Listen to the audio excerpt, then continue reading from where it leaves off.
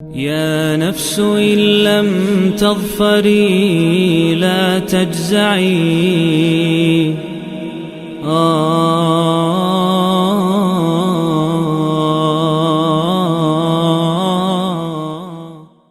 اعوذ باللہ من الشیطان الرجیم بسم اللہ الرحمن الرحیم۔ دوستو، آج ہم سورہ بقرہ کی آیت نمبر 3 کی مزید وضاحت کریں گے۔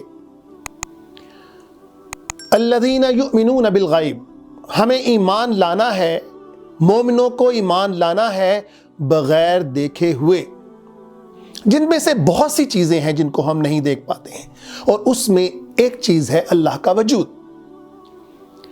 اللہ کو ہم نہیں دیکھ سکتے اور نہ دیکھ پائیں گے جب تک کہ ہم جنت میں نہ پہنچ جائیں اور اللہ تعالیٰ کی مرضی اس میں شامل نہ ہو جائے۔ ہماری آنکھ اس کا جلوہ دیکھنے کی متحمل ہو ہی نہیں سکتی، لیکن دوستو، اس کو خود کو غائب میں رکھنا بھی ہمارے لیے ایک بہت بڑی نعمت اور بہت بڑی مہربانی ہے۔ کیسے؟ آپ ذرا سوچیں کہ اللہ تعالیٰ ہمارے سامنے موجود ہیں، اور انسان تو ہے ہی خطا کا پتلا، اور اللہ تعالیٰ جلوہ افروز ہیں اور ہم اپنے کاروبار زندگی کے اندر مشغول ہیں۔ تو کیا ہوتا؟ مثلا جب حضرت موسیٰ علیہ السلام نے خدا کو دیکھنے کی فرمائش کی تو کیا ہوا؟ ایک ہلکی سی تجلی اور سب کچھ جل کر راکھ، اور آپ بے ہوش۔ اگر آپ نبی نہ ہوتے تو آپ کبھی ہوش میں نہ آ پاتے۔ حضرت صالح کی قوم نے فرمائش کی کہ ہمیں کوئی معجزہ دکھایا جائے، تو جب اونٹنی پہاڑ میں سے نمودار ہوئی اور انہوں نے تکذیب کی، وہ پھر قوم ہلاک ہوئی۔ تمام پیغمبر، جتنے بھی پیغمبر اللہ تعالیٰ اس دنیا کے اندر انسان کی رہنمائی کے لیے بھیجتے ہیں، اور جب انسان نے ان کی تکذیب کی، تباہ و برباد ہوئے۔ یہ ممکن ہی نہیں کہ اللہ کی کوئی نشانی یعنی پیغمبر موجود ہوں اور ہم ان کی پیروی نہ کریں، ان کے احکام کے اوپر عمل نہ کریں، اور پھر بھی ہم بچ جائیں۔ لیکن دوستو، ذرا سوچیں، اللہ ظہور پذیر ہوتے اور ہم میں سے کوئی نافرمانی کرتا تو کیا ہوتا؟ ذرا اس کو مثالوں کے ساتھ واضح کرتے ہیں۔ مثلا ہم آئے روز دیکھتے ہیں کہ سگنلز کے اوپر کچھ من چلے موٹر سائیکل کو روکے بغیر گزر جاتے ہیں، لیکن ذرا سوچیں کہ اس وقت موقع کے اوپر ٹریفک پولیس اہلکار کھڑا ہو اور ایک پھر انسان اس کو کاٹ کر گزر جائے تو یہ زیادہ گھناؤنا جرم ہے۔ موٹر سائیکلیں، کاریں ہر جگہ کے اوپر چوری ہوتی ہیں، لیکن اگر وہی موٹر سائیکل تھانے کے اندر سے چوری ہو جائے تو کیا ہو؟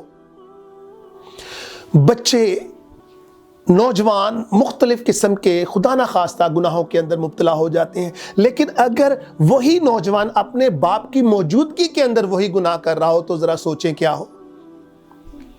آج خدا کا نظر نہ آنا ایک بہت بڑی نعمت ہے، وہ ہمیں ہر لمحے ہر پل دیکھ رہے ہیں۔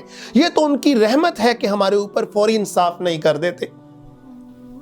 انہوں نے رحمت کو اپنے اوپر طاری کیا ہوا ہے، لیکن اگر وہ ظہور پذیر ہوتے تو ذرا سوچیں کیا ہوتا۔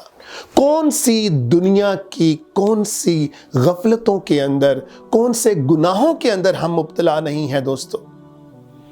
کون سا کام، کون سی ملاوٹ، کون سا جرم جس کا ہم ارتکاب نہیں کرتے؟ تو کیا اگر اللہ تعالیٰ ہمارے سامنے ہوتے تو کیا ہمیں جانے دیتے؟ ہمارا تو فوری انصاف ہو جانا تھا، اسی وقت گناہ، اسی وقت خاتمہ۔ ہمیں تو توبہ کی مہلت بھی نہیں ملنی تھی۔ دوستو، ہم ساری زندگی گناہوں کے اندر مبتلا رہتے ہیں، لیکن میرا اللہ پھر موقع دیتا ہے کہ ہم توبہ کر لیں۔ بھٹکتے رہتے ہیں، گھومتے رہتے ہیں، گناہوں کی تلاش کے اندر رہتے ہیں، چوری، کرپشن، ڈاکہ زنی، غلط رستوں کے اوپر چلنا، کون سی گمراہی کے اندر ہم مبتلا نہیں رہتے؟ دوسروں کے حق کے اوپر ڈاکہ ڈالنا، کسی کی دیکھ بھال نہ کرنا، غریب روتے رہتے ہیں، ہم اپنی مستیوں کے اندر پڑے رہتے ہیں۔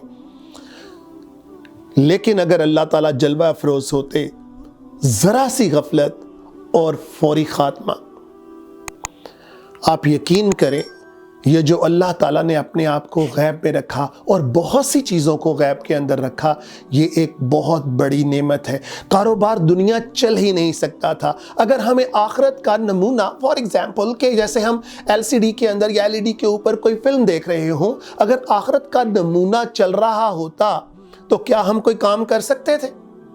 اتنا گھناؤنا جہنم کا منظر جب ہمارے سامنے آتا، اتنا بھیانک، جس کے اندر گناہوں کی سزا مل رہی ہوتی، ہر وقت کوڑے پڑ رہے ہوتے، پینے کے لیے پیپ مل رہی ہوتی، دماغ کھول رہے ہوتے اس حرارت کی وجہ سے، آنتڑیاں گل رہی ہوتی، تو کیا ہم کام کر پاتے؟ نہیں دوستو. لہٰذا اللہ کی حکمت بہت بڑی ہے کہ اس نے نہ صرف خود کو چھپا کے رکھا ہے تاکہ ہمیں ایک آزادی کا احساس مل سکے. اگر آپ فار ایگزامپل کسی جگہ کے اوپر کام کر رہے ہیں اور ہر وقت باس آپ کے اوپر ہے تو ہم ٹینس رہیں گے، اس وقت ہم پراپرلی کام کر ہی نہیں پائیں گے. اور اللہ ذوالجلال والاکرام جب آسمانوں کے اوپر نازل ہوں اور اپنا ظہور دے رہے ہوں تو کون سا کام ہے جو ہم کریں؟ اور پھر کریں بھی تو کیا ہماری حیا ہمیں اجازت دے گی کہ ہم اللہ کے جلوے کو چھوڑ کر اپنے کاموں کے اندر مشغول رہیں؟ نہیں، بالکل نہیں.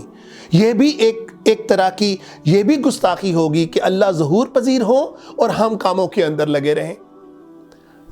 لہٰذا دوستو، اس کی بہت بڑی مہربانیوں کے اندر ایک یہ بھی مہربانی ہے کہ وہ خود تو غائب رہے اور انہوں نے اپنے پیغمبروں کو ہمارے لیے بھیجا. یہ پیغمبر جو انہوں نے بھیجے، ان کا بے انتہا پیار ہے ہمارے لیے. ذرا سوچیں اگر پیغمبر ہوتے ہی نہ، وہ آتے ہی نہ، ہماری اصلاح کرتے ہی نہ، اور ہمیں خود سے سیلف کریکشن کرنی ہوتی، ہمیں خود سے ہی ٹھیک ہونا پڑتا، ہمیں تو پتہ ہی نہیں چلنا تھا کہ ٹھیک رستہ کون سا ہے اور غلط رستہ کون سا ہے. کتنی جستجو اور اندیکھے ان سین جو ایگزامینیشنز ہوتے ہیں وہ کوئی آسان نہیں ہوتے. ان ایگزامینیشنز کی نسبت جس کا سلیبس آپ کے ہاتھوں کے اندر دے دیا جائے. اللہ ہر لمحہ اپنے بندے سے پیار کرتا ہے کیونکہ ہم اس کے اشرف المخلوقات ہیں، ہم اس کے ماسٹر پیس ہیں. وہ کیسے گوارا کر سکتا ہے کہ ہم جہنم کی گہرائیوں کے اندر گل سڑ رہے ہوں؟ لہٰذا ہر لمحے ہر طرح سے اس کا ایک احساس ہوتا ہوگا اس پروردگار کا کہ یہ میرے بندے نجات پائیں اور جنت الفردوس کے اندر جگہ حاصل کریں. لہٰذا دوستو، اللہ کی مہربانیوں کے اندر ایک بہت بڑا فلسفہ اس کا خود کو غائب رکھنے کا ہے، مگر اس کو ہمیں فار گرانٹڈ نہیں لینا چاہیے. ہمارا کم از کم احساس یہ ضرور ہونا چاہیے کہ وہ اللہ تعالیٰ ہمیں دیکھ رہے ہیں اور ہر لمحے دیکھ رہے ہیں، ہماری ریکارڈنگ ہو رہی ہے. اللہ تعالیٰ ہمیں قرآن کو سمجھنے اور اس پر عمل کرنے کی توفیق عطا فرمائے. وآخر الدعوانا الحمدللہ رب العالمین. يا نفس إن لم تظفري لا تجزعي